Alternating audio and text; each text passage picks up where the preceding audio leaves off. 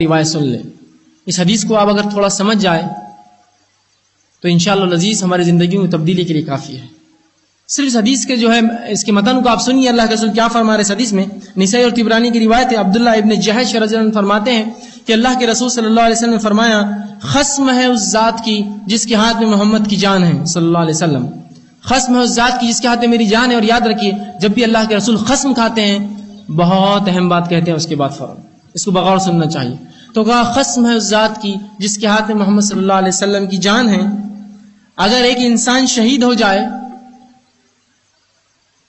پھر زندہ کیا جائے پھر شہید ہو جائے پھر زندہ کیا جائے پھر شہید ہو جائے پھر زندہ کیا جائے 3 بار فرمایا.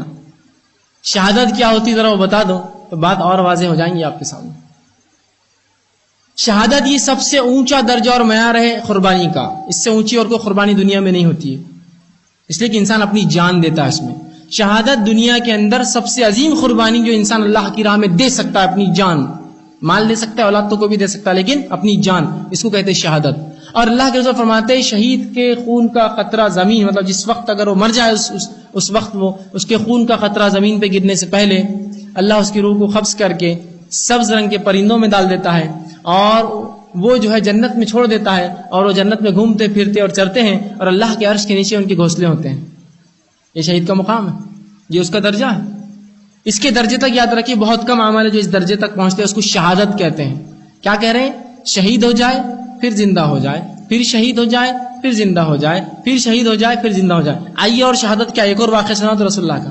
آپ صلی اللہ علیہ وسلم فرماتے ہیں قیامت میں جب جنتی جنت میں چلے جائیں گے جہنم میں چلے جائیں گے تو اللہ جنت سے ایک شخص کو بلائیں گا جو کہ شہید ہوں گا اور کہیں گا اے میرے بندے کیسی رہی میری جنت. وہ کہیں گے اللہ بس سب کچھ جنت سب کچھ.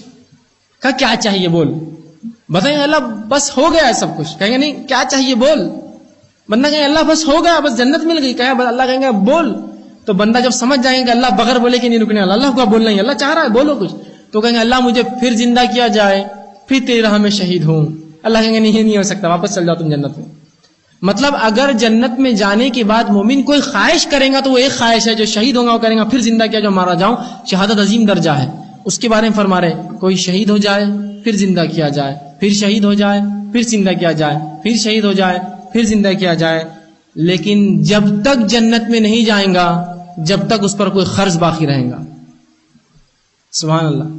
شہید ہو جائے پھر زندہ کیا جائے پھر شہید ہو جائے پھر زندہ کیا جائے پھر مر جائے اللہ کی راہ میں لیکن جنت تب تک نہیں پائیں گا جب تک قرض اس پر باقی ہے. بندوں کے حق کو ہم نے تو یہی سمجھا اللہ کی راہ میں جا کے جہاد کروں گا اور مر جاؤں گا. آپ کو کیا لگ رہا ہے دوسروں کے حق مار کے اللہ آپ کو کیا نصیب کریں گے ایسی موت بھی شہادت کی.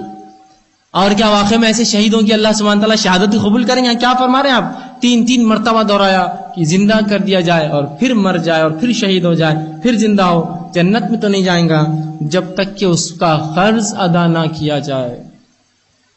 حدیث بندوں کے حق بتا رہی ہے. شہادت سے بڑی اور کوئی قربانی نہیں ہو سکتی. وہ بھی قبول نہیں اللہ کو. اس عورت کی نماز روزہ حج بھی قبول نہیں تھا اللہ کو. اس انسان کا جو نماز اور حجوں کے ڈھیر لے کر آیا تھا اس کو مفلس بنا دیا اللہ نے. بندوں کے حق بڑی اہمیت کے حامل ہے بڑی اہمیت کے حامل ہے. ان حقوق کو آسان مت سمجھیے. اب بندوں کے حقوق میں چند باتیں رکھوں گا اس لیے کہ وقت زیادہ نہیں ہے.